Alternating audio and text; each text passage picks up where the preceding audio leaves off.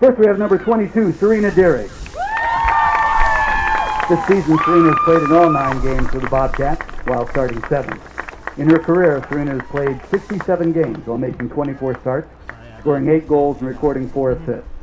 The Powell, Ohio native will graduate with her undergrad degree in journalism and will return to Ohio in the fall to begin her graduate program. Let's hear it for Serena Deering.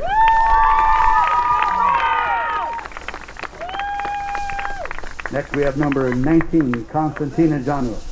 Konstantina joined the Bobcats starting in 2019.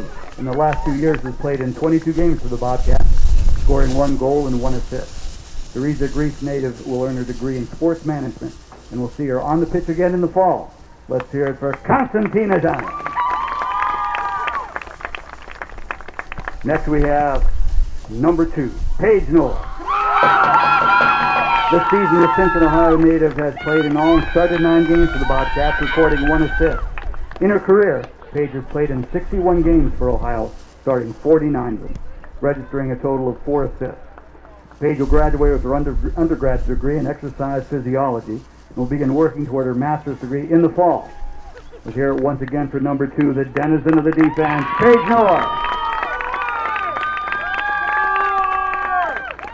Finally, let's recognize those who have given their heart and soul to the Bobcats over the last 4 years. First, we have goalkeeper number 44, Sydney Mullen. In her career in the green and white, Sydney has played in 50 games while starting 46 of them.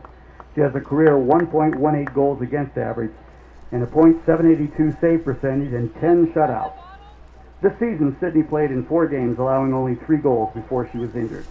During the 2019 season, Sydney played in 20 games for Ohio, making 81 saves, while in 2018 she made 15 starts in the net, registering a .89 goals against average, while allowing only 14 goals and making 64 saves. Sydney was named the MAC East Defensive Player of the Week earlier this season. The Nashville, Tennessee native will graduate with a degree in Visual Communications, Information, and Publication Design. Let's hear it for one more time. Number 44, the Sultana of the Strings, Sydney Mullen.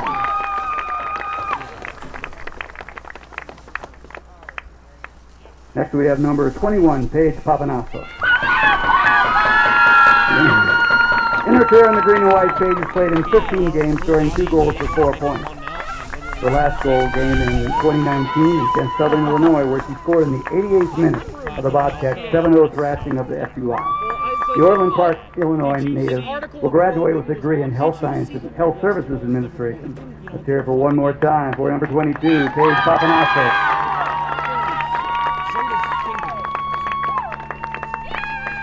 Your next senior, lucky number 7, Jenny Santa Catarina. In her 4 years in the green and white, Jenny worked her way into the starting lineup, making 44 career starts while making 64 appearances. In her career, she scored 2 goals and recorded 1 assist. This season, Jenny has played and started all 9 games for the Bobcats, scoring 1 goal in Ohio's win at Kent State earlier this year. Graduating with a degree in Bios Pre-Med, let's hear it for the Geneva, Illinois native, number 7, Jenny Santa Catarina. Finally, we want to recognize our volunteer coach, Sean Kane. Sean is graduating with a dual master in Business Administration, MBA, and Sports Administration, MSA. He's been helping the Bobcats out since August and has been a great addition to our program over the last year. Once again, ladies and gentlemen, let's hear it for Ohio soccer class of 2021.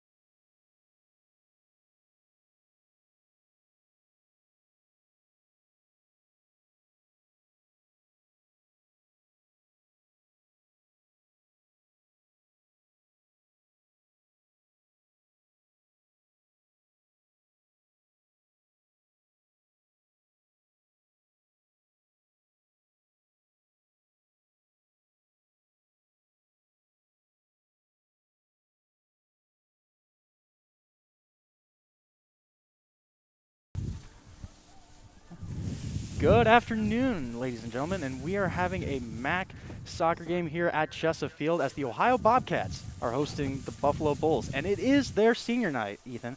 And I am Curtis Fader here, and I'm reporting alongside Ethan Sargent here for Bobcat TV, and it is starting to rain here again, which the Bobcats are definitely used to this. So, I was here on Thursday as Bobcats got their first win in 5 as they were able to take down the Kent State Golden Flashes. Fantastic shot from Abby Townsend made all the difference in that game. Really good defensive effort from the Bobcats. But, today I'm just looking for them. I think they're going to put up a huge fight. Watch for Abby Townsend again. She's going to be a threat all game long. And for Buffalo, definitely keep an eye on Marcy Barbrick. She's got 8 goals. She scored twice in their win against Akron last time out, so definitely keep an eye on number 11 for the Bulls.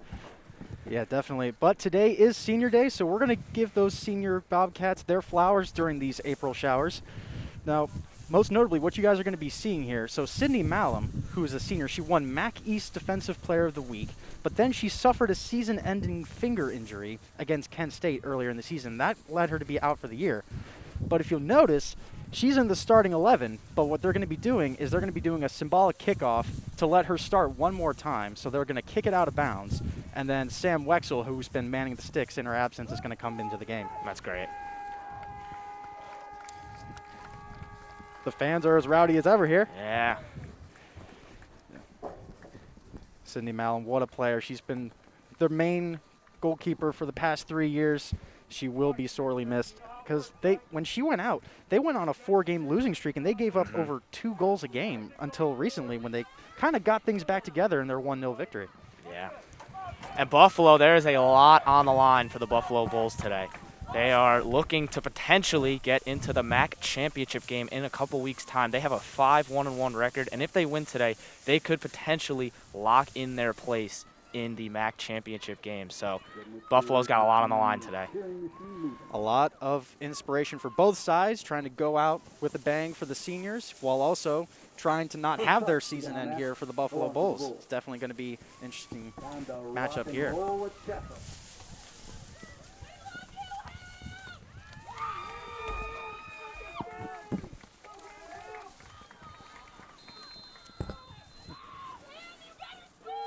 For those of you watching this game, we are going to be roughing it with you. We are on top of the press box, so all the rain and wind, we're going to be feeling that atmosphere too. Oh, yeah. Substitution for Ohio. And there's the symbolic switch. What a career Malum has had.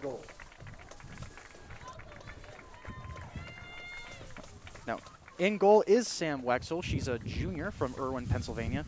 She started 1 game in her previous 2 seasons, and then all of a sudden has now started her 5th game. Well, I shouldn't say start. Sydney Malum started it, but she's getting the most playing time in her 5th game.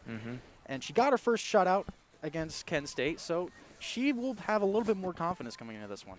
Yeah, her and the Ohio defense played a really good game against Kent State. They were definitely did a great job of limiting Kent State's midfield. They didn't really give them any space on the ball. And number 6 for Ohio is definitely a player to watch, Isabella Ganacci. She just mans the midfield. And there's Abby Townsend. Is she going to do another long one? It was similar range from last game. She is not afraid to let it loose. She made all the difference in the last game. Definitely, as I mentioned earlier, a player to keep your eyes on. Number 16 for the Bobcats. Got a goal kick for Buffalo.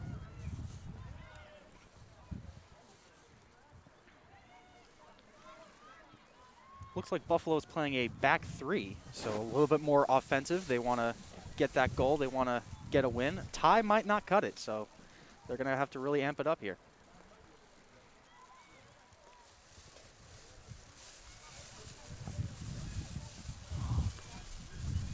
Here comes Buffalo down the right-hand side.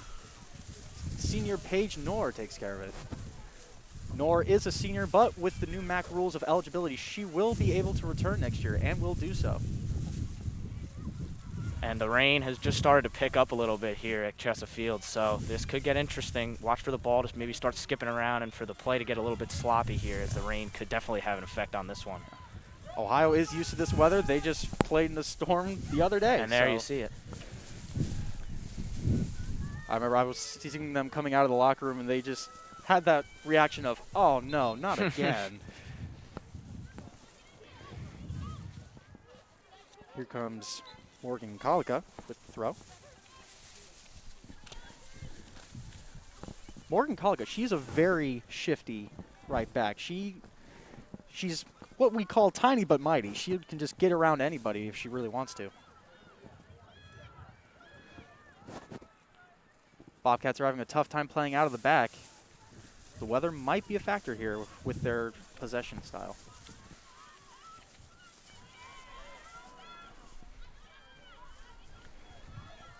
Here's Abby Townsend coming down. She's got 2 on her, but she's going to take it down the wing. Crosses it in. Oh. No. Very good cross from her weak foot. Yeah, that's just the sort of play that the Bobcats need. They need those driving runs down the channels because it's how they did get some success against Kent State, getting balls into the box. So we'll see if that sort of route continues. But that was a great run by Townsend. Quite frankly, I'm not sure what foot she kicks with. She's so proficient in both.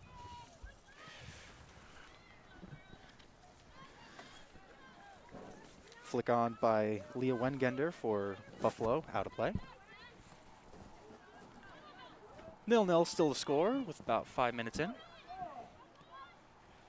This is already setting up to be a really good contest. Both teams are looking to press forward. You saw Buffalo a couple minutes ago do a little bit of a high press on the Bobcats there, and the Bobcats did have a little bit of trouble playing out of it, but it'll be interesting to see if Buffalo keeps up that high press and if Ohio tries something similar as well. Also keep an eye on the middle of your screen, number 9 for Buffalo. That's Yana Yurchak. She's the one wearing the captain's armband. She got on the score sheet against the Bobcats the last time they played when they won in double overtime on a golden goal. But here's Abby Townsend once again doing magic on the wing. I feel like she's going to be the top priority on Buffalo's scouting report.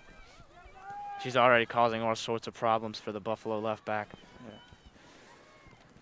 Kick out of bounds by the senior, Jenny Santa Catarina. She started every game this season, and she's always gotten playing time throughout all of her career. And she's also pretty darn smart, too. She's on the all-academic team as a pre-med major. Can't imagine being a pre-med major while being a student athlete. Wow, yeah, that's very impressive. Just being able to juggle that is definitely something to be proud of. Ohio is struggling to keep possession in the middle of the field, and now Buffalo's looking to take advantage.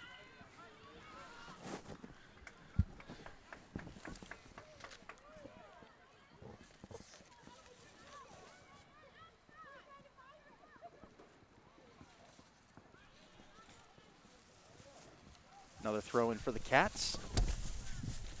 The wind is again amping up as my notes are everywhere. Yeah, the wind is definitely something. I mean, we mentioned the rain earlier. The rain is a little bit on and off, but the wind is constant. So definitely look to, maybe it's kind of blowing at my back, so kind of facing the camera out. So the wind could definitely play an effect on the game. Especially for punts and goal kicks. Oh, yeah. The wind, they'll be going left to right for the Buffalo goalkeeper. Something to keep an eye on. Here we got a free kick. Kick's going to be taken by Olivia Sensky. Ball's headed away. Out of play for another Bobcat throw. Ohio's getting a lot of meaningful possession in the final third of the Bulls' territory. Bobcats have started very well. Yeah, they've been very good early here. They've gotten a lot of good pressure. I would like to see them try and get some shots on the Buffalo keeper, though. Sending Redville across the touchline. Goal kick, Buffalo. Yeah, so far Emily Kelly for Buffalo. She hasn't really been tested yet, but you can kind of tell she's starting to pay a little more attention. Yeah, the Bobcats have had a lot of meaningful possession, as you mentioned, in the final third, which is where you want your possession to be. So hopefully they can start to translate that possession into meaningful chances. At least Coach Aaron Rodgers will be hoping for that. Yeah. We were mentioning earlier they're only playing 3 at the back. That could pose some problems if the Bobcats keep attacking like this.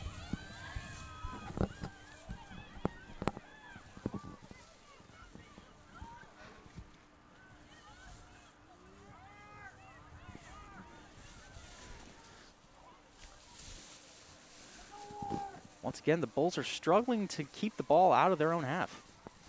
Another Bobcat throw. Scores still knotted up at 0. 37 minutes remaining in the first half. Now this is where Buffalo could get an opportunity because the Bobcats lately have been struggling, like so, trying to get it out of the bag. Yeah, Buffalo clearly been instructed to stay high up the field when Ohio has the ball in their defensive third. So when, as you can see right there, Buffalo puts the pressure on and either forces Ohio to go long or hopefully for their case they want a turnover. But here come Ohio on the counterattack.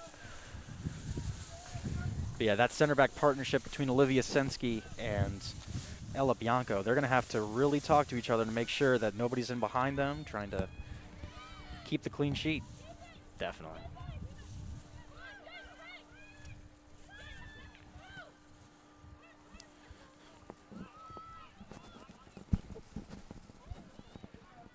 Now here comes Buffalo on the right-hand side.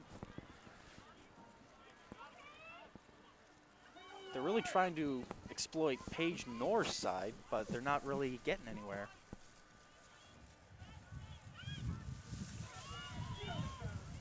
This could be the Bobcats' heel right here because they're struggling to put any passes together, and once they turn the ball over, Buffalo's right there. Mm-hmm.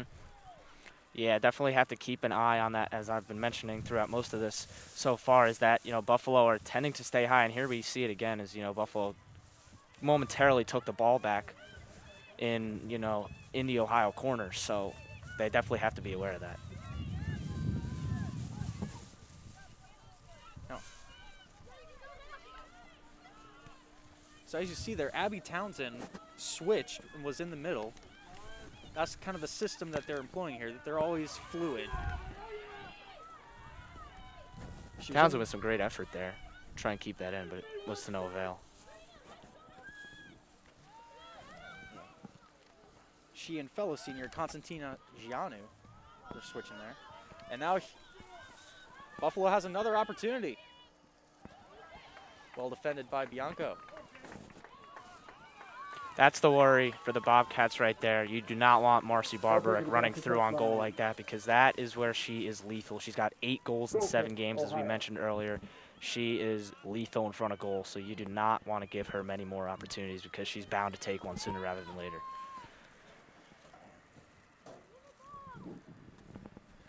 Going back to Constantina Gianu, she's a senior, but she will also be back next year with that extra year of eligibility.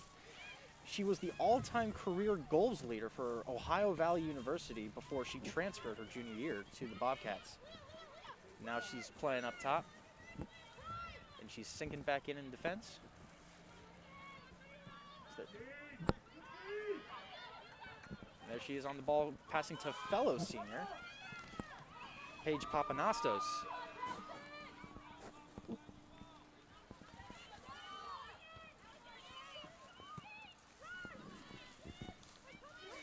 There's Wengender on the left-hand side. She is another danger man. She was on the all-freshman team in 2019. She is definitely another player that the Bobcats will have to keep an eye on offensively. She's got 2 goals and 3 assists on the season.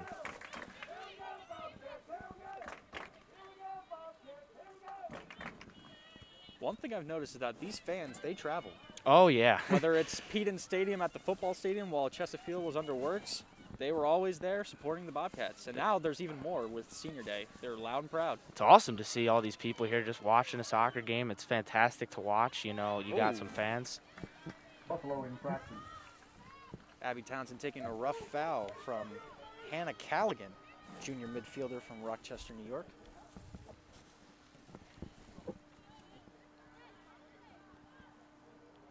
Ohio try and get the big bodies in there now. Try and, maybe see if they can get ahead on this. Directed towards goal. You can see the Buffalo goalkeeper directing traffic, making sure everybody's accounted for. Olivia Sensky to take the free kick.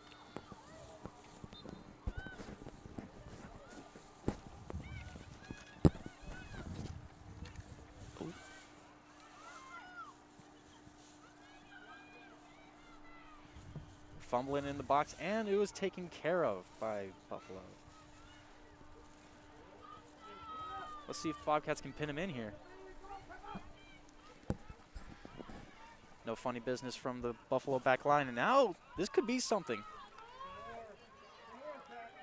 There's your key player, Marcy Barbarick.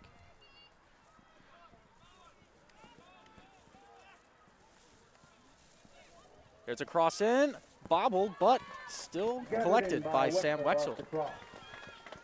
Quickly rolled out to senior Serena Deering, a little 1-2. Just out of Abby Townsend's reach. Gianna was calling for it in the middle. Ball just could not get there.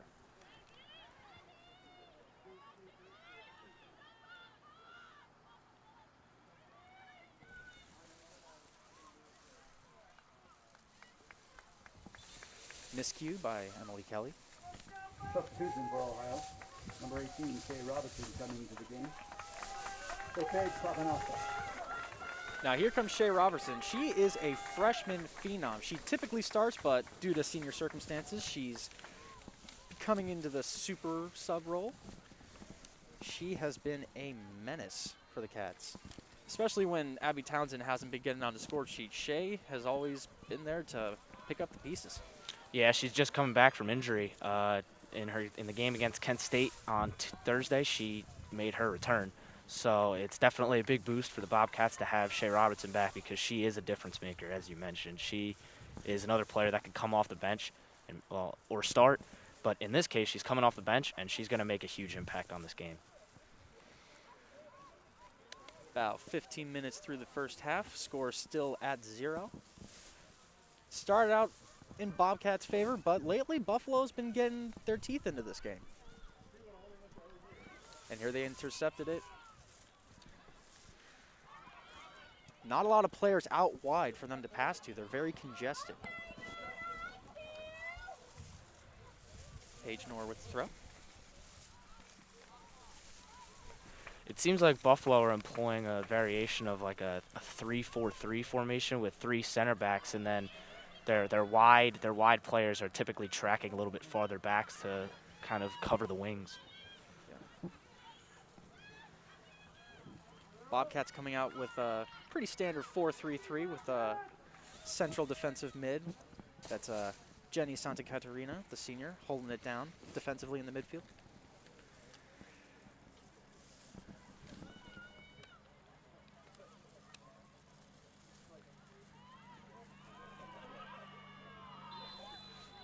Now here's a very interesting set piece here. Shay Robertson once again in the middle of the action, drawing the foul. And there comes Olivia Sensky here to take it. She is the main set piece taker.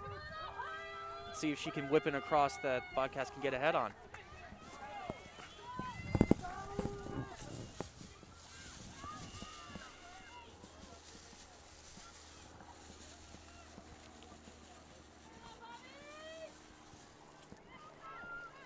Keep an eye on Bianco here as this ball comes into the box. It's always the center backs that are always eager to get a goal in these positions.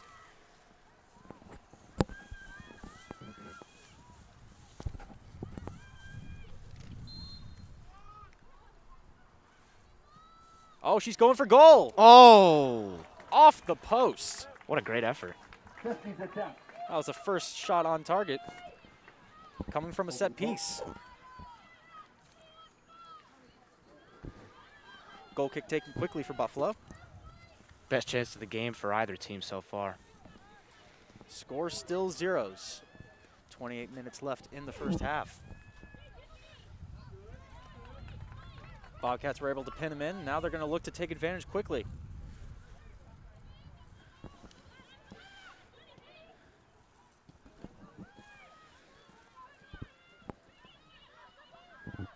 The rain has since subsided for now, but we'll never know when it returns. The wind is still a presence here.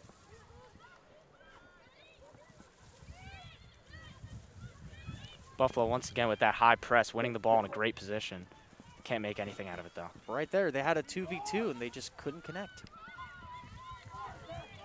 Now here comes Paige Knorr. She's been known to get up the field every now and then.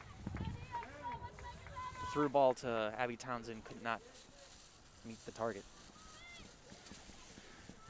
Buffalo gets a chance to catch their breath and regroup for the second half of this compelling first half. As do we.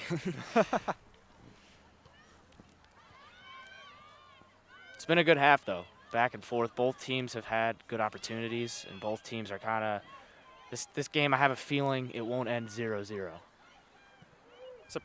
Surprisingly, this game is also very clean. You think that with both teams really wanting to show, they're going to leave an extra foot in, but it's been a relatively clean game. Sensky takes care of the danger, sends it back to Wexel.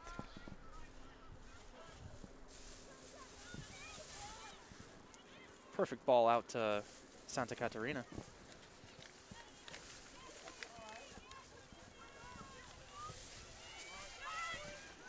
Great save by Abby Townsend.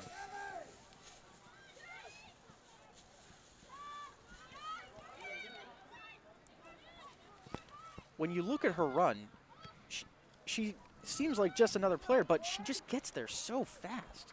Yeah, her speed is something that not many players on this field can, match. It is something that she can use to her advantage, obviously, but it's just. I mean, if you look at all the space that they're giving her on the right-hand side. Having that speed is something that, will give you that extra advantage where, neck and neck, and then you get that little bit more when you have that extra burst of speed. It could be the crucial difference. And there she goes drifting into the middle, switching with Shea Robertson. Now she's on the right-hand side. But here comes Buffalo. They got some space on the left wing. Ball's out to Leah Wengender. She sends it down to Marcy Barbarick. Barbarick is another one who has that speed. We saw it a couple times earlier in the first half.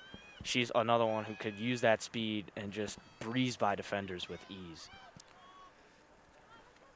Shot wide of the mark. Across the touchline, goal kick, Ohio. Morgan Calico did a great job of keeping track and staying with the ball to force the bad shot.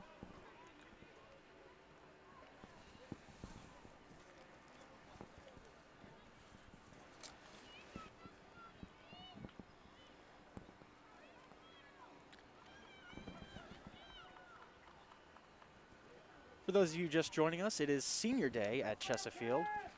Senior Cindy Malum made the start with a broken finger and was symbolically subbed off within the first minute. Sam Wexel, junior's man in the sticks. Still 0-0, 20 minutes in. Can't say it hasn't been action-packed, though. There's been plenty of chances.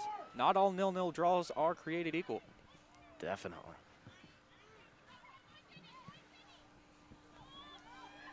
Long ball sent in over the head. Here comes Shea Robertson. They got numbers. Cuts back. It was a great ball from the left side.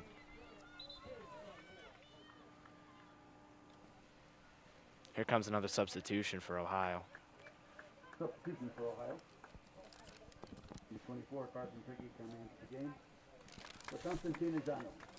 And for the Cats is Carson Prigge. Now, Prigge, she was a dual athlete in high school, and she played both soccer and track. So maybe we'll see a quick little sprint out of her to find the breakthrough.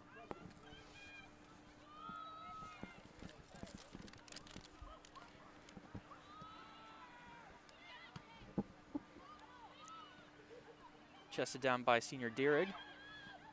There's somebody that you would not want to have the ball if you're Buffalo.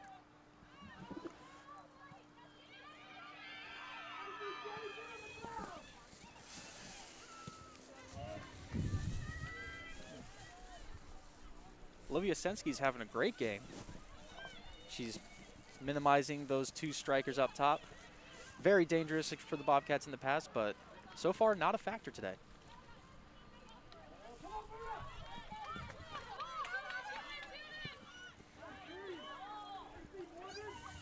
Again, great defending by Morgan Calico. She's becoming a great outside back.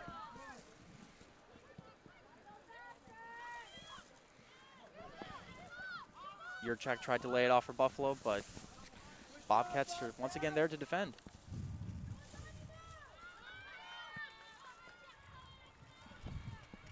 It's been a good performance from Ohio so far. They've done a pretty good job as of yet to minimize the Buffalo attack, and they've had some good chances. Obviously, Sensky hit the post with that free kick, so they're knocking on the door. But they don't have the goal to show for it just yet, but if they keep this up, they should be on their way to one. If you're Buffalo, actually, hold on here. We have Serena Dierig manning the possession for the Bobcats. Played in for Dierig. Kelly was well aware. Yeah, but like as you were saying, Buffalo do need to win this game. It is crucial for them because there is a potential MAC championship berth on the line for the Buffalo Bulls. So it is of paramount importance that they get this W. So as of right now, they're not creating enough going forward to really show for what they need to get. So hopefully they'll be hoping that they can get that opportunity because that's all Barbaric needs is one chance. Yeah. Some halftime adjustments will definitely be needed here because even with their offensive formation, it is just not working right now for the Bulls. Center back Tess Ford takes care of the long ball for Buffalo.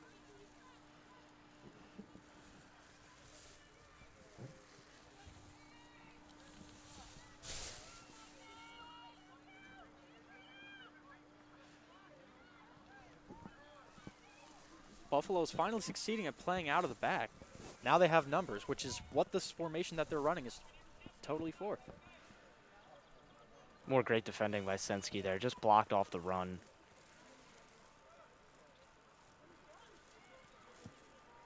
She's been such a pest for Buffalo, just always in the way, which is exactly what you ask for a center back. This is where Buffalo is vulnerable. You had 3 strikers going against 3 defense players for Yeah, Buffalo. we saw it earlier when Shea Robertson got the ball over there on the right side. That out ball, that long ball over the top could be Ohio's way to get forward because we see that they're able to get the numeric advantage over there.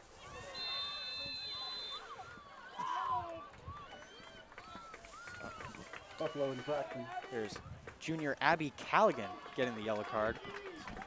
Rough tackle in behind on Abby Townsend. But in a way, issued a yellow card. credit to Townsend again. It did not look like she was going to get there, but she got the first touch and got the foul. And sometimes that's all you got to do is just go down and get your foul, and that's what she did. Of course, you got to make sure you ice up after the game. But Some of them might hurt in the morning, but it is what it is. all for the beautiful game.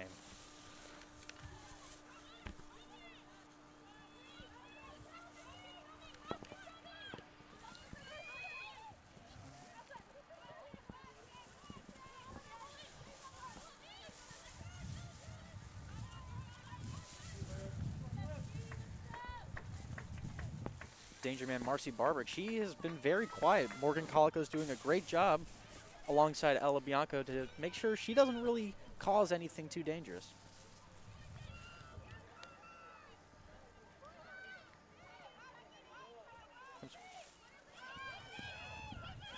Here comes Leah Wengender.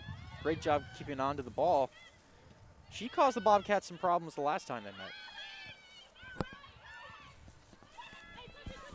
Great ball from Ganochi into Townsend. They got space. On that one, Frigg should have looked to the right, to the left side because they Chance had numbers. is still not over.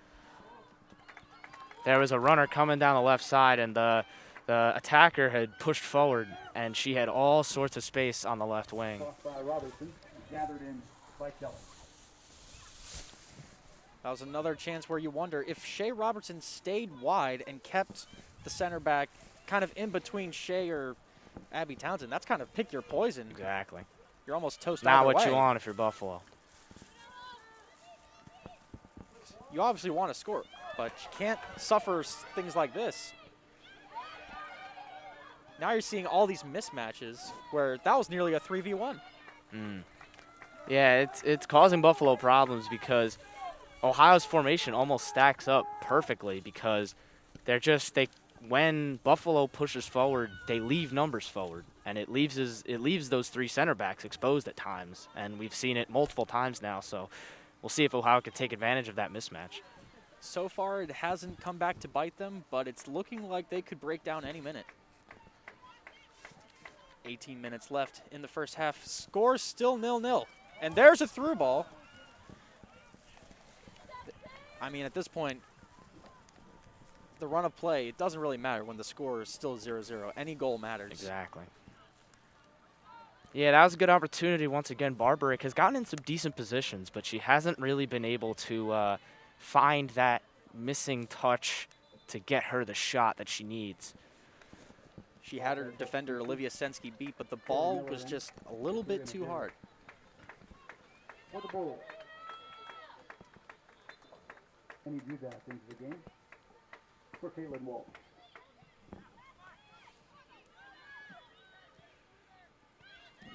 Senior Serena Dierig's taking a break.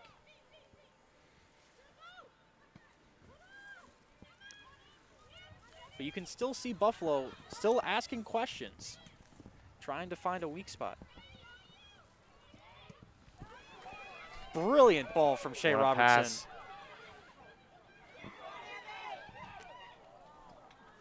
Townsend the attempt. Kelly the stop. What an effort from Abby Townsend. She took on 2 defenders and got a pretty clean shot off. And she's just going to get enough power behind the shot, unfortunately, just because of the angle. But heck of a job by her, and what a pass from the midfield. I mean, for those of you looking to replicate it, that is not easy whatsoever. Perfectly weighted on the volley, not even facing where she was kicking it.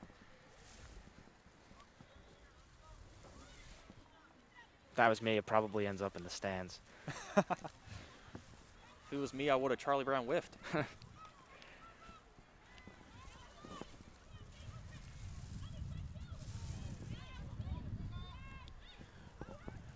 Poor pass from Serena. Santa Catarina, pardon me. Ball still alive. And there's the goal. And guess who it is? Marcy Barbaric. Always a danger, and this time, that was killer. Yeah, just some loose play at the back from Ohio. Wengender did a fantastic job over there on the left. The first opportunity was cleared away. She picked up the pieces and managed to get another ball in the box in right place, right time. Marcy Barbaric with a cool, calm finish into the bottom right corner. And that is the goal that the Bulls needed. It is 1-0 Buffalo. If you're Ohio, this is a devastating blow. You're thinking, when are we going to score? Not when are we going to get scored on. But this is what we were talking about. This is what we were warning you about. Ohio can feel a little bit hard done by that because they have honestly played pretty well up to this point, and they could feel as if they've deserved a goal. They obviously hit the woodwork earlier in the half. So Ohio will now have to look to respond in these next 15 minutes, try and find an equalizer before the end of the half.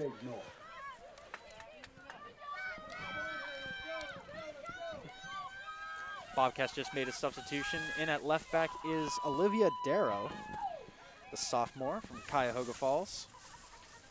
2-time state champion for Walsh Jesuit High School. I specifically remember Walsh Jesuit winning in 2015 because they beat my alma mater, Loveland High School, in the final. So, bad time to be a Loveland Tiger. Great time for Walsh Jesuit and for Darrow. Now she's here at Ohio, trying to get them back in the game.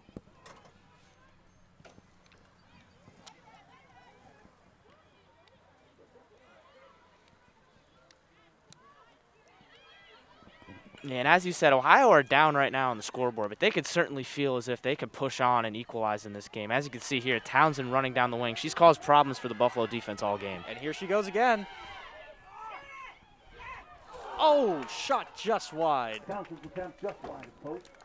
That's what we've been talking about all game long. She's caused problems for this Buffalo defense all game long, and there's another really good chance. And, that one could have either been tucked away at the back post or even sneaked in at the back post, but neither of the things happen. It rolls away harmlessly for a goal kick, but Buffalo can exhale. I mean, this is kind of the story of the Bobcat season. I remember talking to Coach Rogers and Aaron Rodgers, no relation to the legendary Green Bay quarterback.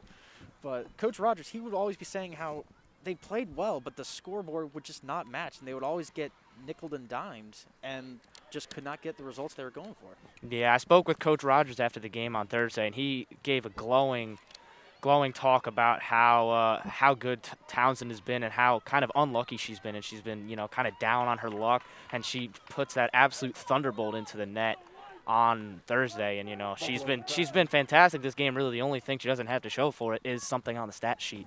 So we'll see if she can make an impact. But she's already made an impact. Let's see if she can make an impact in the goals category. Got another free kick for the Cats. Comes Olivia Sensky to send it in. Oh, Bianco's open. Not enough pace right at the goalie. Bianco's headed. Great. Ohio have responded very well. That's what Ohio have been very, very good in this response. They've already started to press, and they've already had a couple really good opportunities ever since Buffalo's goal.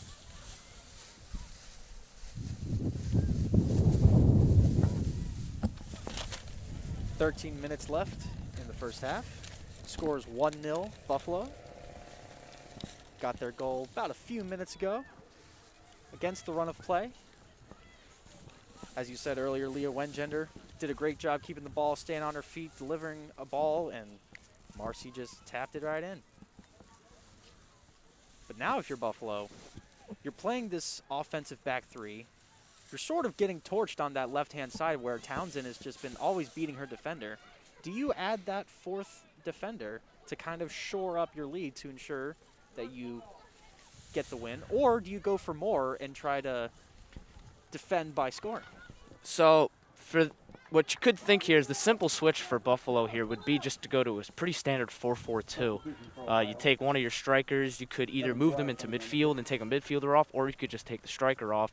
And then you add that, you add outside backs and 2 center backs instead of having 3 center back. It could let you have a little bit more pace on the outside as well to keep up with the pace of Townsend. So that is the decision Buffalo may have to make at halftime. A lot of halftime adjustments to make for both sides, as now Ohio finds themselves down. They need to find a way to score. They're getting chances, but not a lot coming out from them. You can kind of tell from the tactics with Olivia Sensky in the back, they're always trying to send long balls Abby Townsend's way, try to make something happen, and she often does.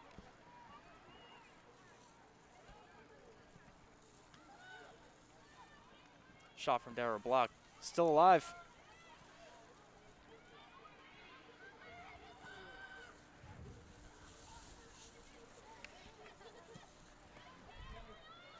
Buffalo is struggling to get this ball out. And here comes Townsend again. Another shot just wide of the post. Barely past the post on the attempt. I mean, She is knocking on the door. She is knocking on the door, Curtis. It is. Buffalo have got to be getting pretty scared of her at this point because every time she gets the ball, it seems like she's a threat. I mean, it's a ticking time bomb. You're thinking at one point it's going to curl inside that post. Yeah, that one looked for a second like it might, but it just didn't have that bend. And that was with her left foot. At this point, she's an ambidextrous, speedy phenom.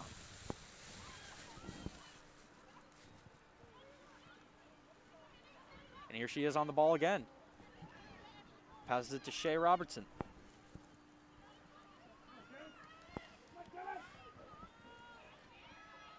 Buffalo trying to counter, but did not have the numbers to do so. Got about 10 minutes left in the first half. 1-0 Buffalo Bulls.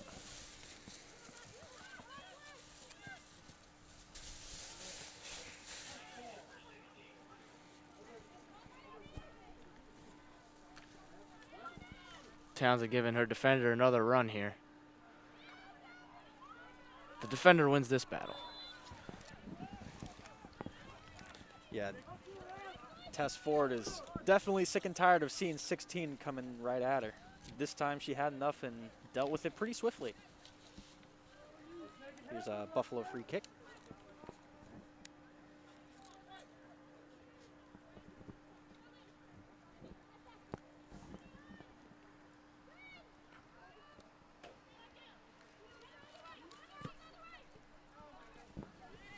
Ohio's midfield pressure, ever since the goal, Ohio has kept that midfield pressure up to about 10,000%. They have not really given Buffalo the chance to really even get out of their own half at times. And, every time Buffalo tries to get the ball long, there's always an Ohio girl there ready to knock it down and send the ball forward once again. So it's been a great response. And there you can see pressing on the left-hand side on your screen, that's number 10, Haley Miller. She's a junior coming off the bench. She also went to the same high school as senior Paige Noor, Oak Hills. And they both share a major, so I'm sure they spend plenty of time together.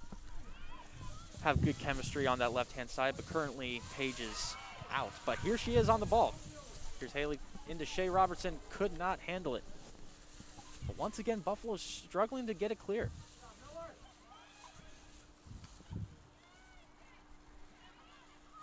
Buffalo center backs have done a good job of blocking a lot of the balls that do come into the box, but they haven't done a fantastic job of getting the ball fully clear. So they get the first block, but then they can't really get the ball out, and Ohio just comes right back.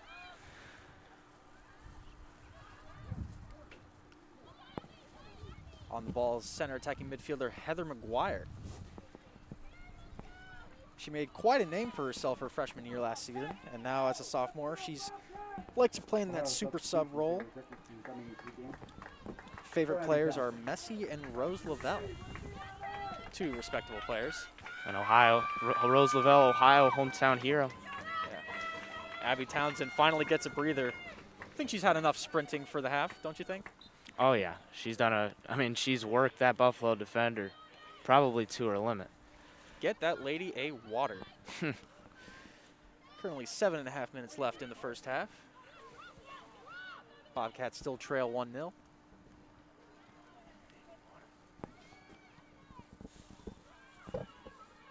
In replacing her is number 15, Taylor Dickerson, the sports management major from Cincinnati, Ohio.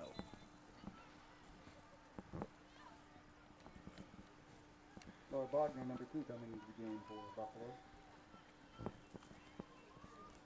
And now Marcy Barbarick's finally getting a breather. Seems like those two stars are officially stalemated. Your Batman and Joker. Yeah, right now Barbarick, I would argue that Townsend has had a better game than Barbarick so far. Townsend's caused all sorts of problems. Obviously, Barbarick has the number on the scoreboard to show for it, but I think Buffalo's going to have to make some halftime adjustments, as you mentioned, to deal with Townsend because she's causing headaches for that defender. And there's Morgan Colica on the right-hand side. She is always looking to get forward, and she always tends to wreak havoc on that side.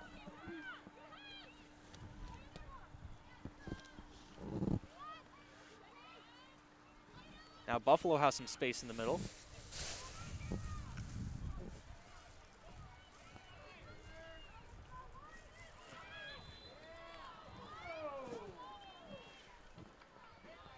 That was a contestable call from the referee on Haley Miller's tackle. Now we have another set piece. Perhaps Buffalo can get another poacher's goal and go up 2 with about 5 minutes remaining.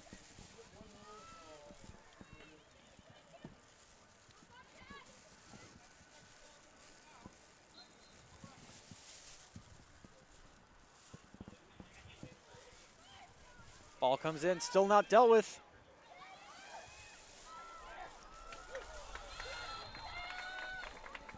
Now that ball was everywhere. That could have easily been 2 for Buffalo. Yeah, it was pinballing around in the box there, and it wasn't really dealt with until the offside flag was raised, I believe. So Ohio can breathe defensively. Yeah, defense has been their problem earlier this year. I mean, they had a goalkeeper that was very good, averaging less than a goal per game in Sydney Malum, but she's not there anymore. She can't really bail them out as much. So this defense really needs to shape it up. Man, that's not to say Sam Wexel hasn't done a bad job either. She's made plenty of saves. But, you know, obviously she can't save them all.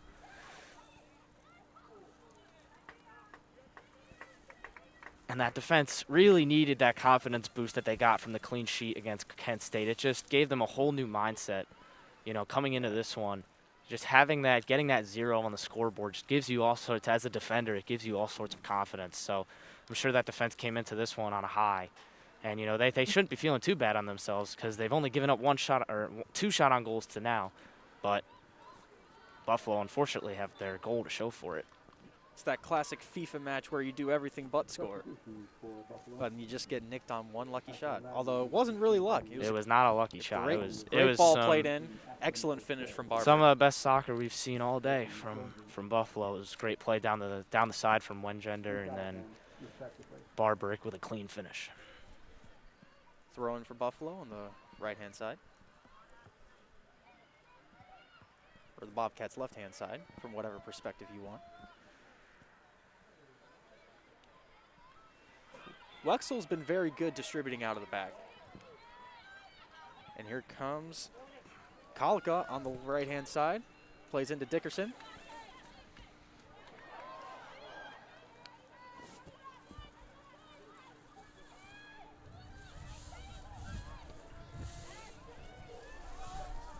Ball still not clear. McGuire wants a piece, but she cannot get it as the Buffalo Bulls get it clear. Really well defended by Peyton Robertson there, just holding off the Ohio attacker, just spinning away, keeping the ball close to her body, not letting any Ohio players nick it away from her. And there's Rigg who got her pocket picked.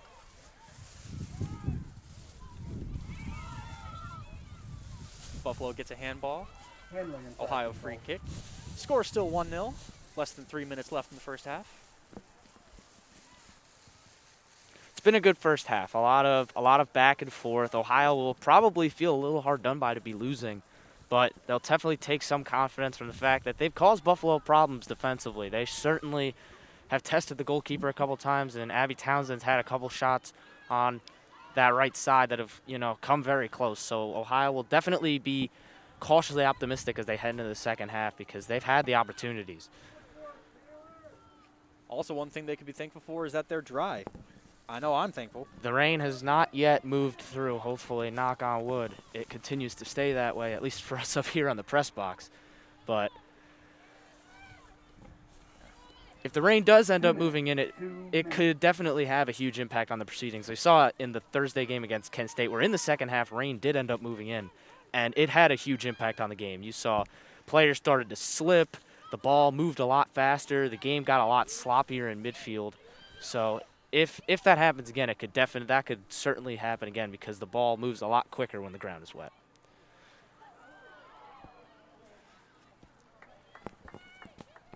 Good shield by Tess Ford once again. She's had a busy day, guarding either Morgan Kalika coming in from the back or Abby Townsend trying to score. No days off for Tess.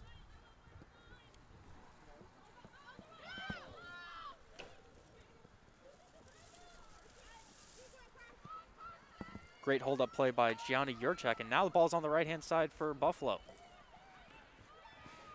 Olivia Darrow takes care of it. 1 minute remaining.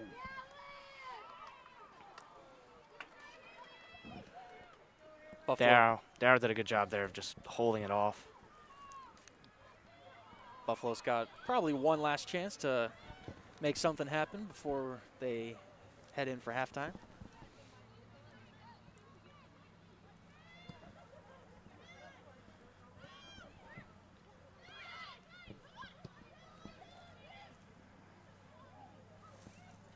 .30 seconds remaining and more hold-up play by Jurczak.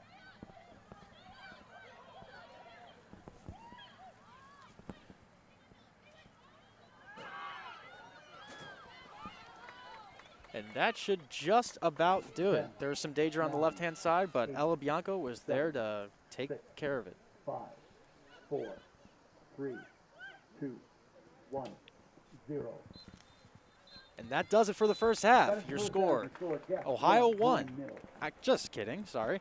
Ohio 0, Buffalo 1 at the half.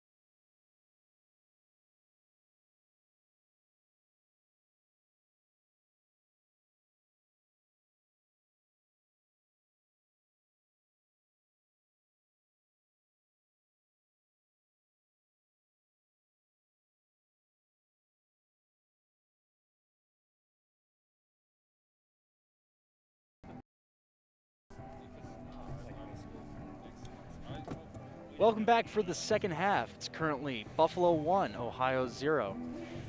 Now they're coming out of the locker rooms. Obviously, the game's opened up. Things are going to change. What do you think these teams should be adjusting coming into the second half? So for Ohio, obviously they're down a goal right now, so you have to push forward a little bit. You have to get a little bit more attacking. But honestly, for Ohio, I would just say to keep doing what they're doing. They're doing a lot of really good work in the midfield. They're making a lot happen, and they've had a lot of good opportunities. So as long as they keep control of the midfield, Ohio will feel as if they can get a goal at some point in this half and get back into this one. For Buffalo, I feel a formation change might be what they look for now because Abby Townsend and Shea Robertson have caused all sorts of issues on those wings for them. So they may look to switch perhaps later in the half when they're trying to maybe hold on to a 1-goal lead at some point. As they line up here for the second half, it doesn't look like they've switched it yet, but they could well change it later in the half if they look to try and defend a tight lead. I mean, for Buffalo, maybe if it ain't broke, don't fix it. But, I mean, it wasn't broken, but it definitely was bending. So let's see how things transpire in the second half. The wind has died down. No rain since earlier in the day. Hopefully it stays that way. As we are underway for senior day for the Bobcats. Olivia Sensky's on the ball at the top of the box.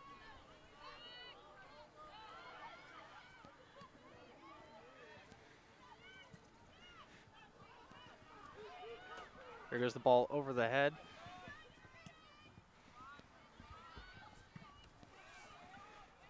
Once again, Buffalo struggling to get it clear.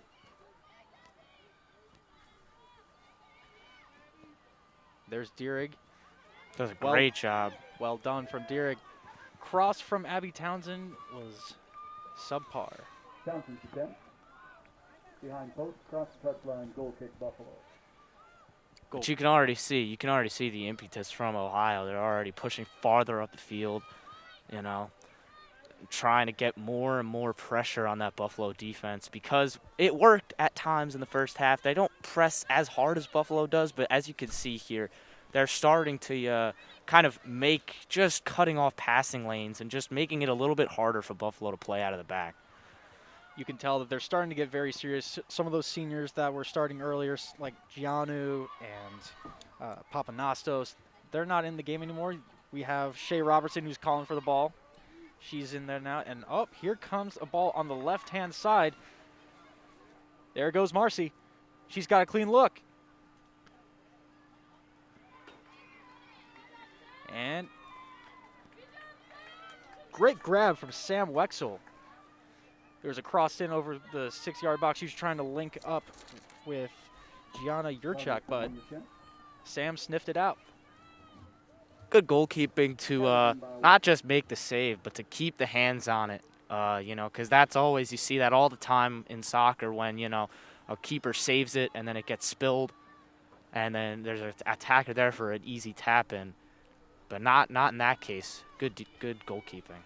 At that point, you know that contact is happening, and you still got to be able to take proper care of the ball. And now the Bobcats have the ball, looking to develop something of their own here. Paige Knorr back in on the left-hand side. Olivia's overlapping. Ball from Rigg was not it. Now Buffalo is looking to pounce on it. Comes Caitlin Walsh, the senior, for the throw.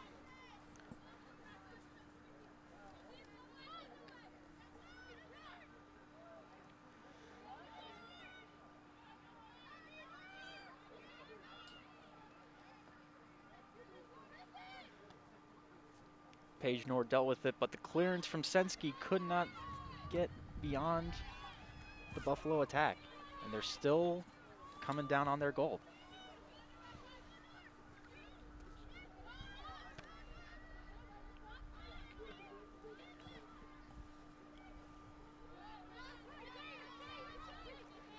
Ball played out of bounds, throw in for the Cats. Still 1-0 Buffalo. About 41 minutes left remaining.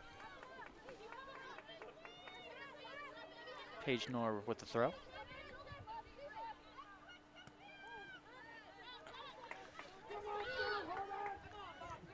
Miscued by the senior Serena Dierig.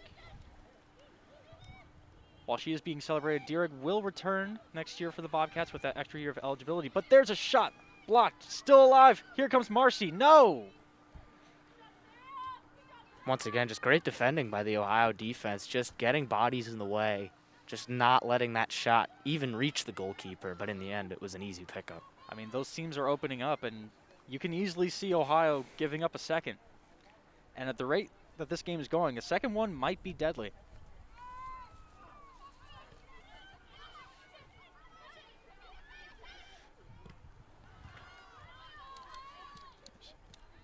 Abby Callaghan blocking Shea's ball.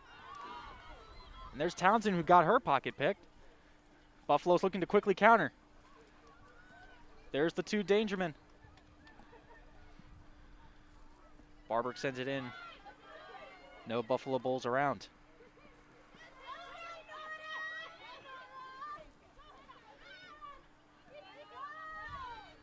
Ganochi takes it in the middle. Can't hold on to it, but Sensky takes care of the rest. Buffalo's getting a lot more possession here. Let's see if Ohio can take this opportunity to make something happen with Shea on the left side. Yeah, so in the stats department, both teams now have 3 shots on goal. Obviously, Buffalo have the one in the most important stat department to show for it. Ohio currently still with no goals, but we will see what happens here because it's all setting up for a really interesting second half because both teams are pressing for different reasons. Step over from Robertson did not bow well for her. Throw in for Buffalo.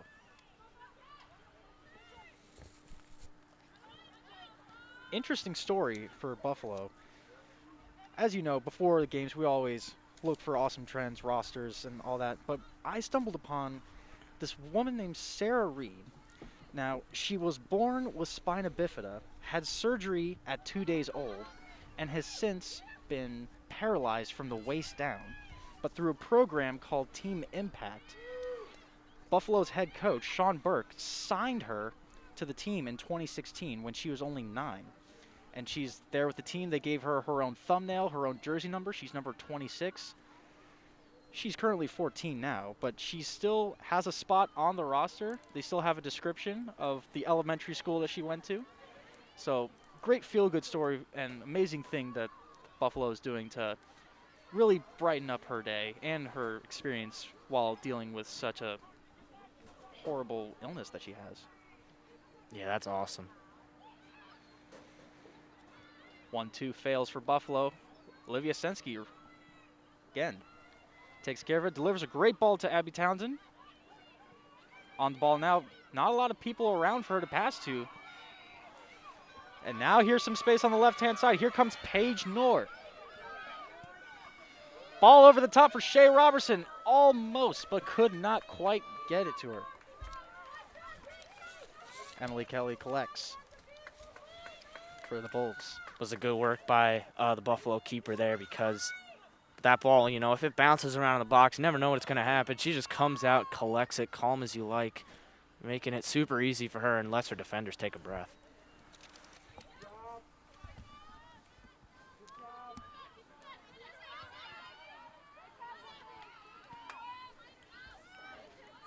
Shea Robertson seems to be hitting a brick wall with Abby Callaghan on that side.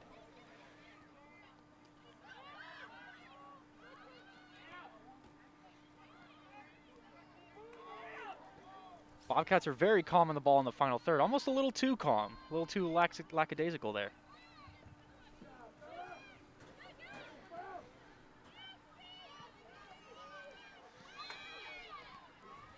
Inochi was fouled. Free kick for Ohio.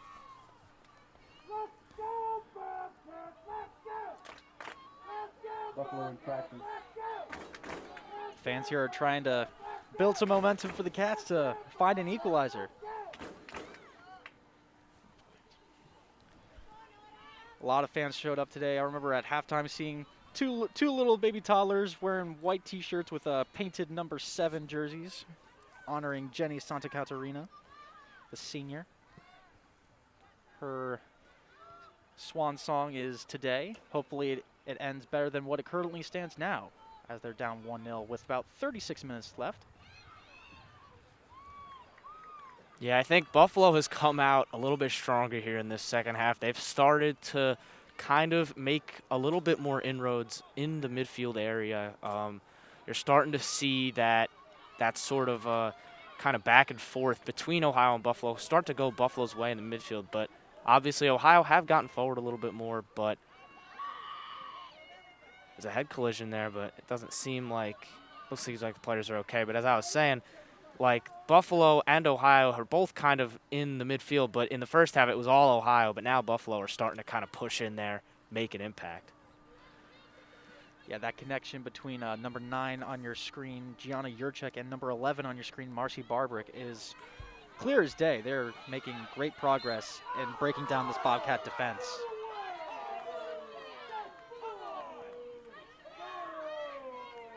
Referee gives that one Buffalo's way. It was contact on both sides for sure. Yeah, both took a tumble, but Buffalo's getting the free kick, and here comes another set-piece opportunity for them to get a little 2-goal cushion. Sophomore Emily Lazenby will be taking the kick.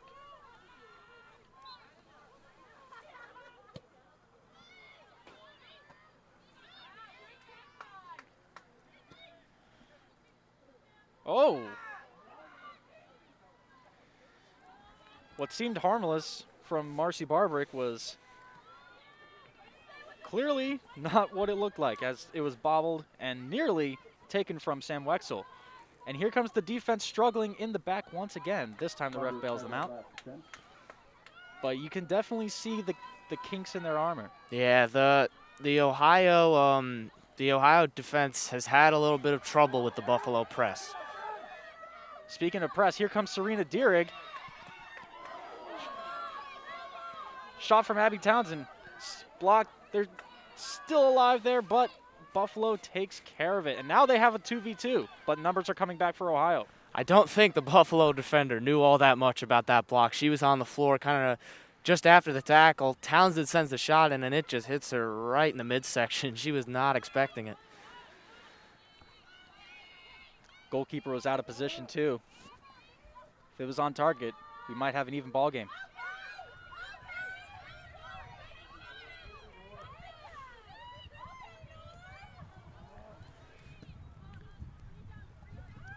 Ball was just under the grasp of Serena Dierig. She had Abby Townsend one-on-one, which is almost as if there's no one with her because she can easily get rid of a defender. Ball from Paige Knorr falls harmlessly to the Buffalo goalkeeper.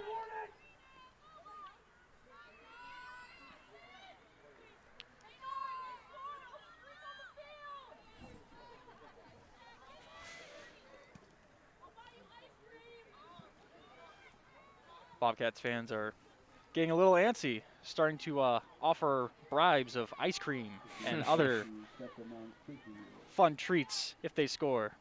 Whatever it takes for the Bobcats to win. What inspires you to give it a little bit more? What would somebody tell you that will make you go through a brick wall? Honestly, just like really just being with my team. When I played soccer in high school, just like being with the team, that kind of mentality. You see it on the field here with these ladies. Everybody fights, you know. You fight for the team, and like you fight for the badge. You fight for, if you're in high school, you fight for your high school. If you're in college, you fight for your college, and you know, just that kind of mentality. That was always what got me through those games. And you can see it here. You can see it with these fans, you know, chanting. You know, you hear like your school's mascot being chanted on the sideline. And it just gives you that extra push, that extra inspiration to just be like, all right, let's do this. Yeah, this is definitely what we've been missing due to this pandemic. But yeah, hopefully for sure. Within the next few months, we're going to be having a lot more fans, a lot more cheers, maybe a few jeers, and the Bobcat soccer experience will return to its fullest. Yeah, it's great to see in every sport, just to see fans back in the stadiums, whether it be professional or at the college level. It's amazing. Cross coming in. This time not bobbled by Sam Wexel. She's had a fairly clean game besides that slip up earlier. That one goal wasn't really her fault. It was perfectly placed in the bottom corner. Bangu. She was kind of left for dead by the defense.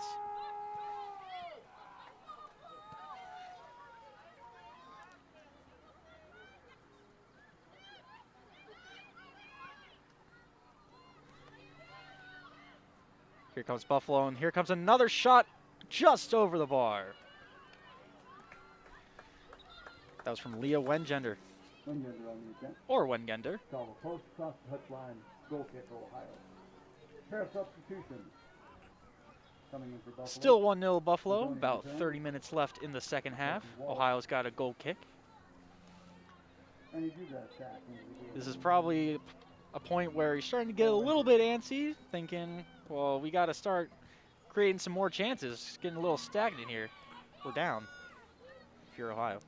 Yeah, in the first half, we saw that Ohio had plenty of chances to score. Townsend obviously had those 2 shots that went just wide of the left post.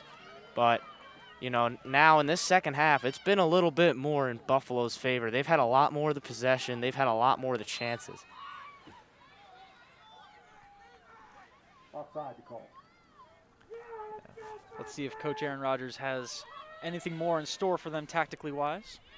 Rodgers is in his 8th season as the Bobcats head coach. And here comes Shea Robertson down the left-hand side. She has her defender beat, but her cross, was it deflected? The refs give it.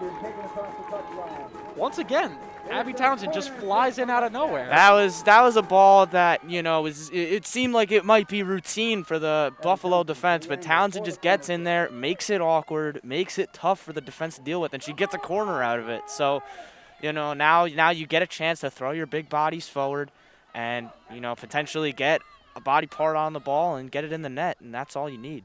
Yeah, that's what they drew up in training. Let's see what Bobcats have in store for this set piece. Townsend will once again kick it.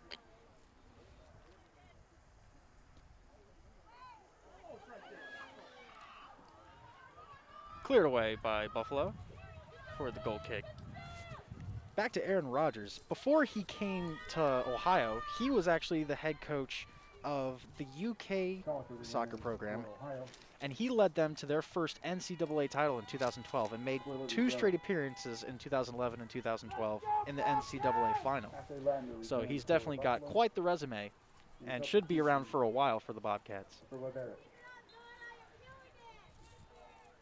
I also learned that he is a Liverpool FC fan on Thursday, so. Well, that's disappointing. Come on. We have our favorite clubs here. Although it's definitely nice to have a really good women's national team. You read up about all these people's favorite players. They love Abby Wambach and Alex Morgan and Megan Rapinoe. You mentioned number 9 for Ohio, Heather McGuire. She loves Rose Lavelle. She's an Ohio hometown hero. She grew up in Cincinnati, and, you know, she's now one of the stars, or one of the many stars on the women's national team. So it'll be awesome to see them go to work again this summer, I believe, in the Women's World Cup. So that'll be great to look forward to. Hopefully they can win another World Cup for America.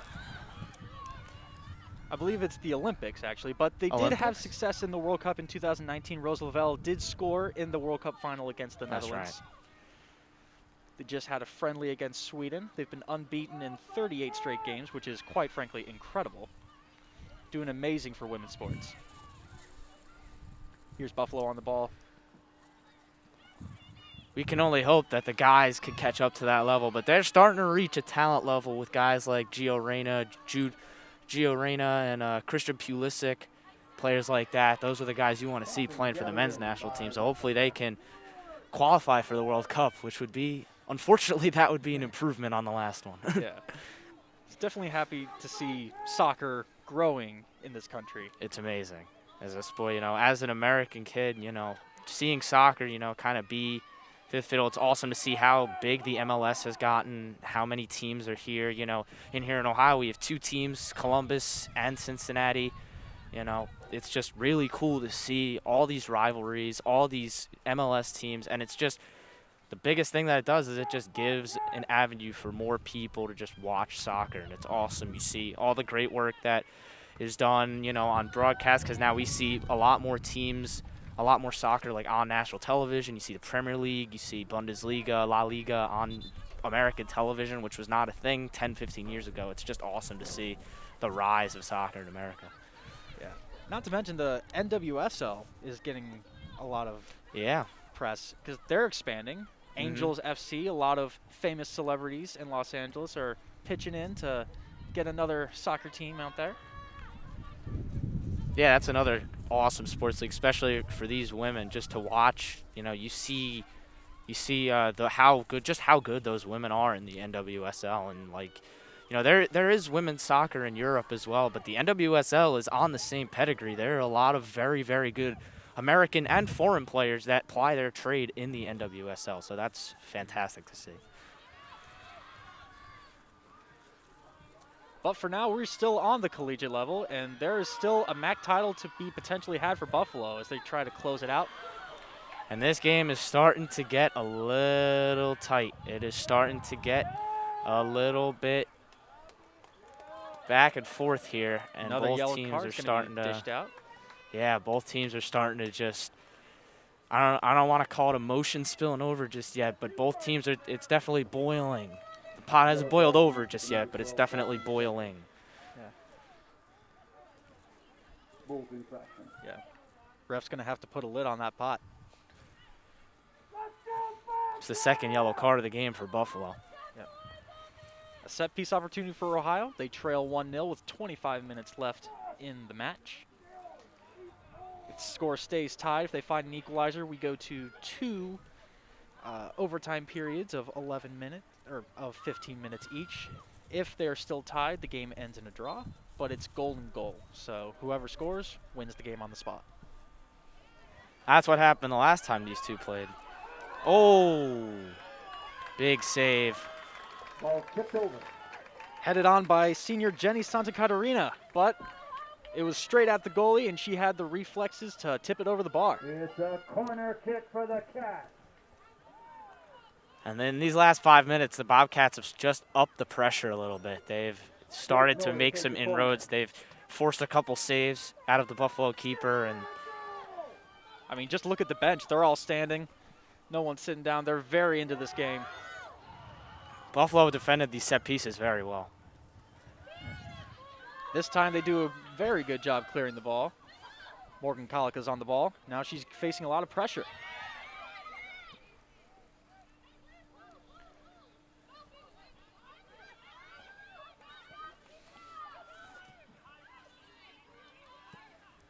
Buffalo still using their back three, but they're dropping in a little bit deeper with their midfield, leaving striker up top. It almost transforms into a 5-3-2 when they're defending. So those outside midfielders will tend to drop back. Those center midfielders will kind of expand out into a midfield 3, and then you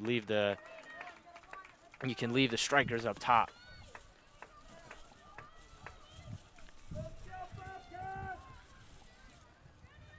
You can just feel the anxiety filling as the clock continues to trickle down. Bobcats still need to find an equalizer to get back in this one.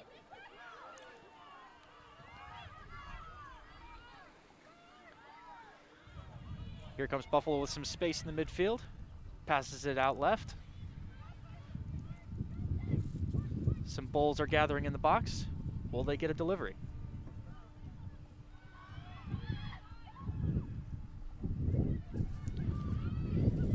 Great defending from Shea Robertson coming back to track down that ball. Make sure no service was ever coming into the Bobcat box.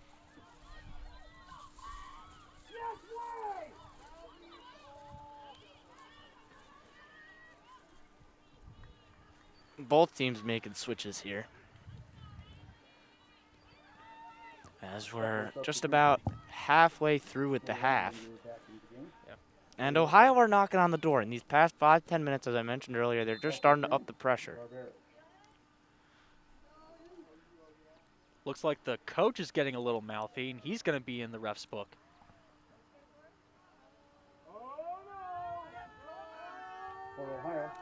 Or maybe not. But the fans are reacting as if he just got to the principal's office.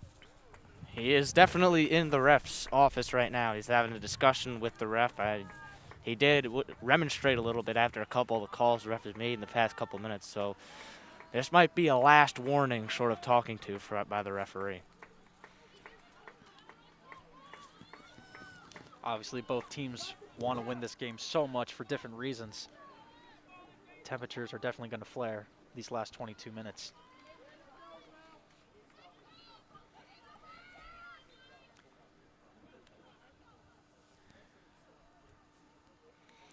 Yeah, one thing I could definitely say about this Ohio team is that their record really doesn't reflect their team. I mean, they're 3-6, but they really felt the loss of their goalkeeper hard, and that caused them to drop 4 in a row. As you mentioned, they were 2-2. When they lost their starting keeper to injury, and then they dropped 4 straight, including one of those losses was to this Buffalo team. So, it is definitely something that affected their season. But this team is definitely better than their record says, for sure. Yeah. That's a great ball out to the left side. Great ball. Townsend's now on the left-hand side. She takes it in, but intercepted by Emily Kelly. Crossed by Townsend, gathered in by Kelly. Buffalo goalkeeper's been very, very good with that. She gets off her line really well, and, she commands her box. She does a really good job of kind of making the calls to her defenders so that they don't, get in her way, and she just claims the ball.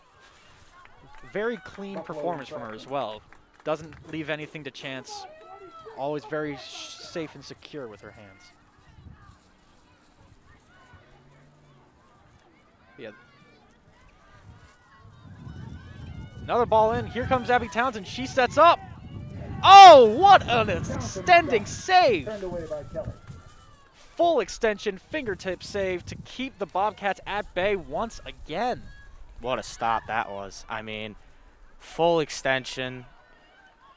That ball, that one's definitely heading into the corner. It was a pretty good shot. There's not much she did wrong there, Abby Townsend, but fantastic save. I mean, you'd think the alarm bells would go off in the goalkeeper's head when you see number 16 lining up. Number 16 all alone over there on the left side. She had all sorts of time, and she lined up a pretty damn good shot, but she couldn't get in that final, she couldn't get that touch that she needed. And the goalkeeper just makes a great save. I mean, again, as I mentioned earlier, it's not a bad shot at all. She's put it in the right spot. She's going for the corner. I mean, I guess we'll say it again. What a save. Yeah, the season as a whole has been very different for the MAC, as you can see. Well, for one, we're playing in March, which is different than normal. We'll get back to this in a second as Buffalo's creating a little bit of havoc on the right-hand side.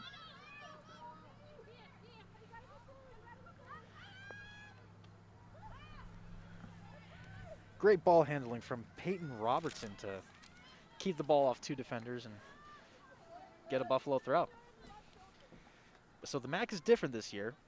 First off, played in the spring, and the MAC's divided into 2 divisions, MAC East and West, and there's 6 teams in each division. They play a double round robin of a total of 10 games, and whoever wins the division gets to play against the other winner for the MAC title and a shot at the NCAA tournament. Buffalo's currently a half game behind Bowling Green, and with a win, they will make the MAC title game as MAC East winners, and they will face the winner of Eastern Michigan and Ball State, who also play today. So clearly, they don't want to come out here empty. Yeah, and they really need the win. If they do get the tie, I believe it would be a little bit complicated with goal difference and some other tiebreakers that may end up having to come into play. But, a win pretty much locks it in. So they'll want to be hanging on for the next 18 minutes because, they could still have a lot to play for. For those of you just joining us, Buffalo up 1-0 off of a poacher's goal against the run of play in the first half from the danger woman herself, Marcy Barbrick, logging in her 9th goal of the season from a ball coming in from Leah Wengender.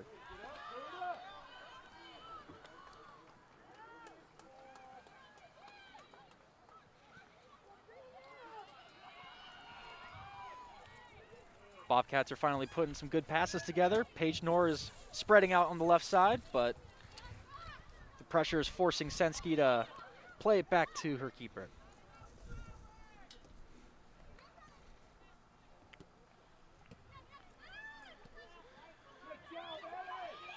Great close control there from Townsend, but it doesn't end up turning into anything going forward. And then here comes the age-old time-wasting tactic of refusing to pick up the ball, which some argue is ethically wrong, but as a goalkeeper myself, I use that quite often when I'm ahead, so I can't really be one to judge.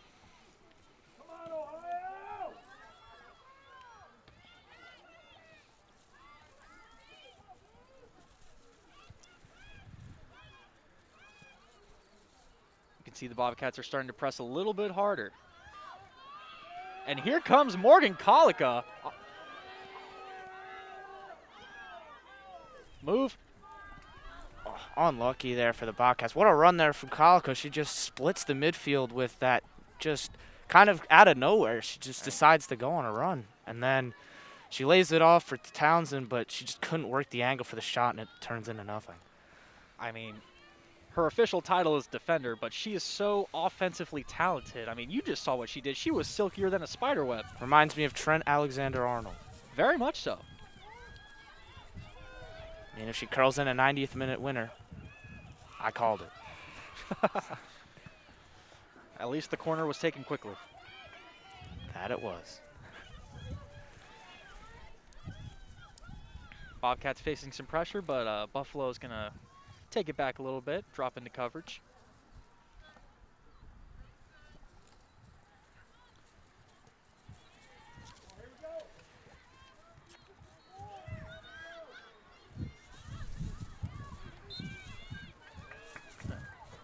Ref is starting to call fouls a little bit tighter.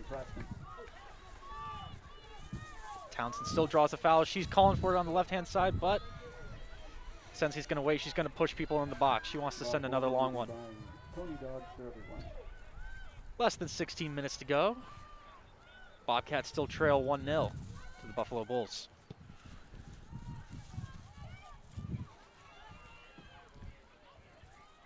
Sensky aimed for Shea Robertson, but it was taken care of by the Buffalo Bulls defense.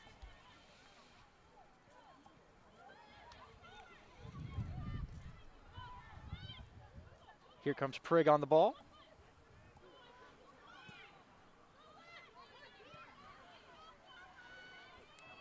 And at this point, this is the formula. Give 16 the ball and hope something good happens, but that cross did not hit the mark. Yeah, so in that other game in the MAC, Eastern Michigan versus Ball State, which is going to be what ends up determining who plays in the MAC championship game. Ball State have taken a 1-0 lead. So Buffalo definitely won't be looking at that yet, but potentially could be looking at their potential MAC opponents in the final. They got to deal with Shea Robertson first as she's coming down. Got to figure out the Bobcats first, of course.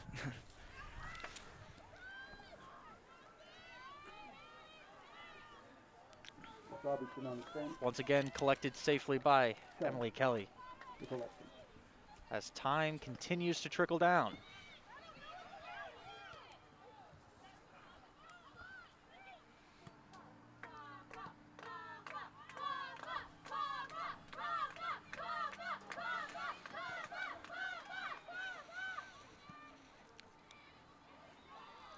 Bobcats are starting to get more possession in Buffalo's final third, but not a lot of chances except for that spectacular save that Kelly had earlier in the half. Yeah, but as you mentioned, Ohio they've ramped up the pressure. But this is the worry. If obviously it didn't pan out there, but if Barbaric gets a one-on-one, that could be a problem for the Ohio defense. Just because of her speed, she could cause problems. But if Ohio can pick up spaces and spots like that where, you know, in the midfield where they could start to pick holes in the defense, they could definitely find an opportunity for a strike.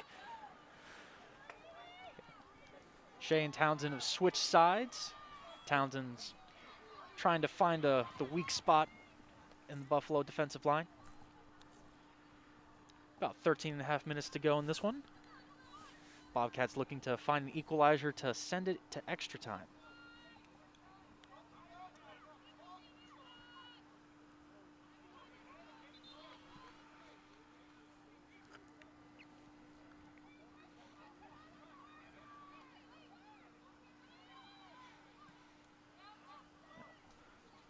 It certainly seems like Buffalo, as of right now, they're sticking with that three at the back formation. Now, I mean, if obviously they've got a proven formula and it works. So, as I mentioned earlier, what probably may end up happening is that they may shift those outside midfielders back into almost like a pseudo back five. But what I'm seeing right now is that they have a holding midfielder in there that's staying very close to the defense and is almost shielding them from any attacks. Here comes Marcy, and she crosses it in. Mini bobble, but still collected by Wexel. Really good distribution as well. And there you see, they dropped back into almost a back five, and the counter was pretty much killed from that point.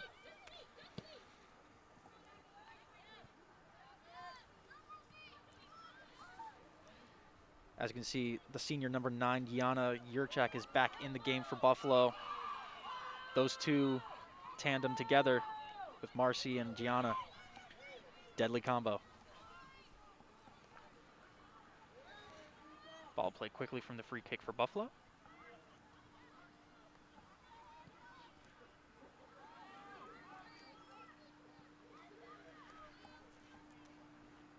The run was stopped by... Yeah, Marcy's got to get a touch on that ball. She just let it run too far, and the defender's able to catch up. Ella Bianco took care of it. I don't know why I had a brain fart for a second. Oh, right there, you got somebody on her team's got to let her know that there's a girl coming from behind her. And that's kind of the goalkeeper and center back's job. But since she was a center back going on the run, somebody behind her's got to tell her. Yeah, it doesn't matter who tells her. It's just someone's just got to say, hey, you got to man on. Yeah.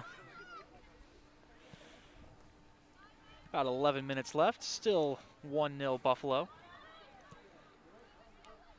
Shots on goal are even, but the scoreboard is not, as Buffalo got their goal and they're clinging to it. Here comes Shea Robertson at the top of the key. She takes a tumble, and the ref gives the free kick. This is dangerous. This is in just about the perfect spot for a free kick. And it's perfectly in the middle, so whatever wall it is, you can curl it whichever corner you want. You could have a left footer or a right footer on this, and they could pick either side. They could do a bend, try and bend it around the wall into the right. If you're right footed, you can try and bend it around and get it in the right corner, or you could try to go up and over into the left corner, and then for the left foot, it's obviously going to be the other way around. So there's all sorts of opportunities opened up here, but it looks like number 3, Sensky, has placed it down. So let's see if she can conjure up some magic. Yeah, she definitely looks like she's going to rip this one. Yeah, it's going to take something special to beat this keeper, but we'll see what happens here. Oh, it was a good try. It was a little set play, but it didn't come off. Now you're thinking in the last 5 minutes, set pieces like this, do you start to send Wexel up a little more? Definitely in the last couple, but you have to obviously be careful, because if, the counterattack does happen and there's no goalie in the goal, that usually means a goal. Brilliant analysis.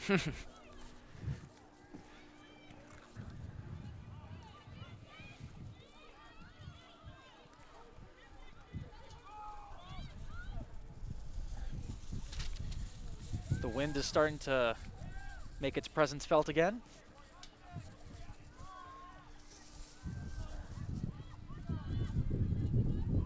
Ball's back in Ella Bianco's feet. Yeah, and in these next few minutes, Ohio need to just get some pressure on, but they may, once you hit the 5-minute mark, you have to just start thinking about getting it long, keeping the ball in Buffalo's half, because, you just need the one break to go your way, try and find that one opportunity. Do you send Morgan Colica up the field? She's obviously very talented on the offensive side of the ball. Yeah, you could definitely probably just send as many people forward as you can without leaving. Here comes Yurchak. She sends a ball in. Oof. But Paige Knorr gets there right in time. Yeah, Caitlin Walsh was right there. She was about half a second away from pulling the trigger herself, but good defending.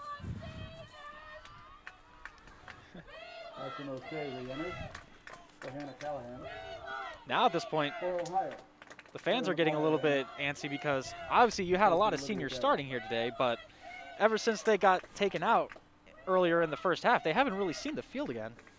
Players such as Giannu and Papanastos They haven't really gotten the playing time that some of their friends and family think they deserve on their special day.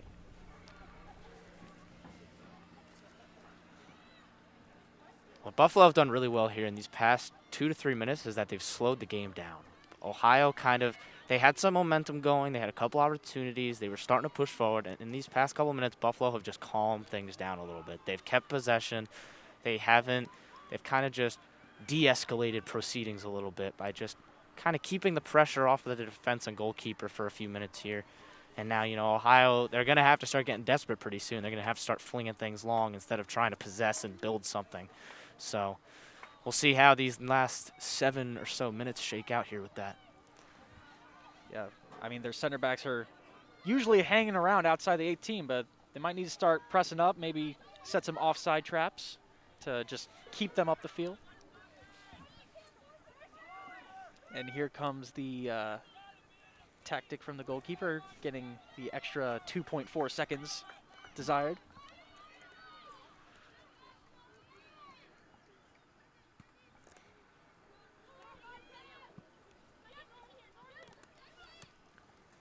There's that long ball you were talking about.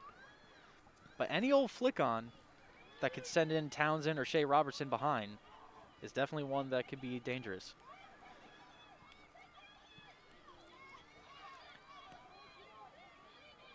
And also, don't count out Heather McGuire. She is very shifty up top. But for now, here on the ball is Yurchek. She is amazing. She's a pure number 9 that can hold up the ball, kind of like an Olivier Giroud type person who can just link up with everybody and create great chances and possession for the Bulls. But for now, here comes Kolika using some speed. Generates a throw-in for the Bobcats. Well defended by Bizzoni there on the outside.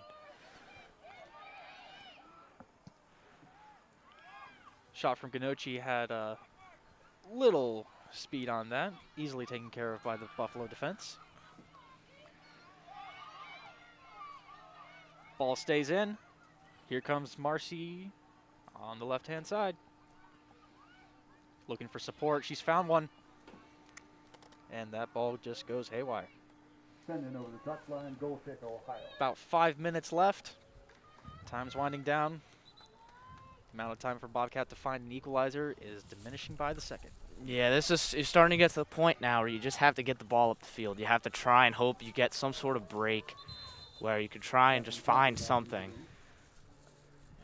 You could try and, put together a quick move or two, but obviously in college, it's a counting down clock. Once those numbers hit 0, it is game over. So you got to try and just in these last 5 minutes, try and just work some sort of attacking move, because in these past 5 or 6 minutes, ever since that free kick, really, Ohio haven't really been able to work a ton. There's Sensky on the ball. She's kind of a distributor in command for the defensive line.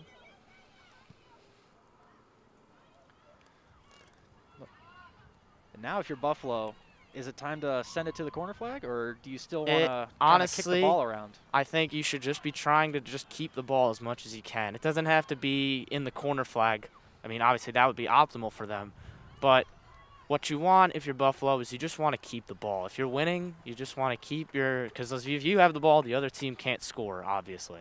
So that's what you want to do if you're Buffalo is just, it seems here is they're going to keep it in the corner for a little bit, but just trying to keep the ball away from Ohio, because the longer Buffalo has the ball is the less time Ohio have to get that equalizer.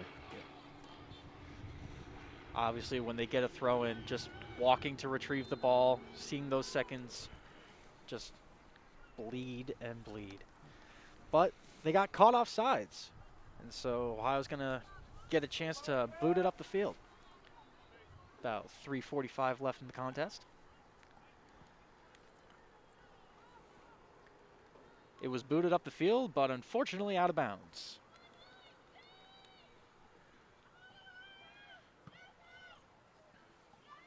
Well, any goal now would be devastating for Buffalo.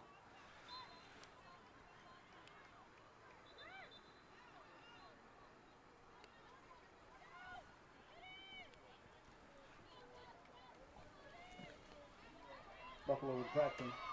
Clock is still running. Bobcats are wondering why it's still running, but we keep going. And there's a quick hoop up the field by Barber, but now you're getting into desperation time. You got to just start heaving the ball into the box. Ball in from McGuire. Not getting anywhere. Sensky is there. Ball's now with Paige Nord, the senior. See if she can do something in her swan song game.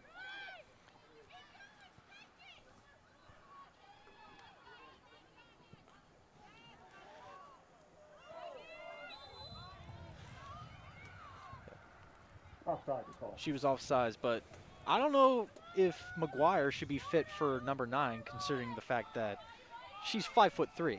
I don't know if she's going to be winning any headers. That's true. Perhaps. Some number 9s don't need to win headers. That is true. But obviously in this long ball, make something happen in the box, you might need somebody with a taller presence. 2 minutes. But here comes Buffalo. Yurchak has some space. Great speed by Sensky there to catch up. And now, ball's out of bounds. Buffalo throw. Time is really running out. They're just bleeding the clock. But luckily for the Bobcats, a substitution has temporarily stopped the clock. Minute 44 left.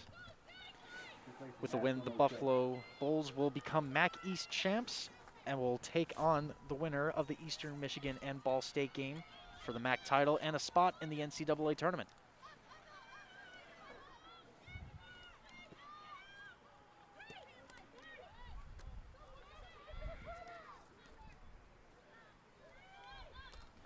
Sending goes across the touchline. Goal kick, Ohio. Goal kick for Ohio. Wexel puts the ball down fast and kicks it short to Ella Bianco. And as we approach this last minute here, Ohio is just hoping for any sort of opportunity now because Buffalo's sideline is starting to sense it. They're starting to feel the victory. But Ohio, obviously, they have a minute left. They could try and find something. And at this point, it would be 1 minute remaining. It would feel like a winner, even though it would just send us to overtime. It would feel like a winner. There's the long ball from Sensky. Perfect rainbow. Flicked over. And here comes Townsend. She passes it in. Here's McGuire. An extra pass that probably wasn't necessary. But once again, the goalkeeper for the Buffalo Bulls, Emily Kelly, what heck of a game. She gets her hands right in there and sniffs it out. That was an opportunity. When I tell you that is probably the closest the Bobcats have come since that save from Townsend earlier. I mean, McGuire had a very good look, and she opted for the second pass instead of the shot herself. So, I mean, 10 seconds left. They gotta just heave put it something in. on goal, and that will do it. 6, 5, 5 seconds left, and the clock has run out. 0. The Bobcats fall to 3-7 on the season, and Buffalo are your MAC East champs. Well, thank you all of our families for supporting Ohio soccer. And for the 6 seniors celebrated, wasn't exactly the day that they were hoping for, as we say goodbye to Constantina Giannou, Paige Papanastos, and Sydney Mallon for the last time in the Bobcats uniform. Yeah, congratulations to those seniors, and congratulations to all the girls on a great season for both teams. It was a heck of a game. Both teams definitely put a great effort in, and you know, Ohio probably could feel as if, you know, they maybe deserved a goal or two in this one, but it doesn't always roll. The ball doesn't always roll your way, and the Buffalo keeper put in an absolutely fantastic performance between the sticks. So, yeah, great season for Ohio, but luckily their offseason won't be too long, considering that they're normally in the fall, and the fall season is just around the corner. So they'll be looking forward to getting back on the field and doing some off-season training. But for now, that is it for the 2021 regular season in the spring. I'm Curtis Fader, logging off with Ethan Sargent. thanks, everyone.